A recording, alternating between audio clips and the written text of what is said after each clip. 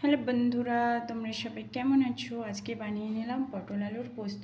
তো দেখো গোটা গোটা, কেউ আবার পটলের দরমাও বলতে পারো, কারণ আজকে যেটা বানিয়েছি গোটা গোটা পটল আর লম্বা করে আলু কেটে নিয়ে বানিয়েছি। এতে মশলা দিয়েছি পেঁয়াজ বাটা, রসুন নয় আদা বাটা, টমেটো বাটা আর পোস্ত, কাজু বাদাম, গোটা এলাচ, তেজপাতা সব মিক্স করে রান্না করে নিয়েছি। কেমন হয়েছে অবশ্যই কমেন্টে জানাবে। কিন্তু এখন বাটিতে ঢেলে নেওয়ার পালা। কড়াই রয়েছে আমার তরকারিটা, বাটিতে ঢেলে নেব।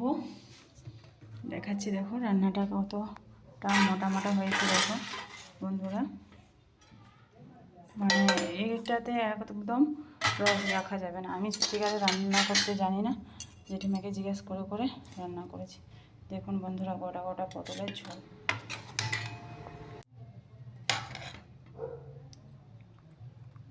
এই তরকারিটা একদম রস থাকবে না, মাখা মাখা করতে আমার জেঠিমা বলেছে, তাই মাখা মাখা করে পটল আলুর পোস্ত করে নিলাম।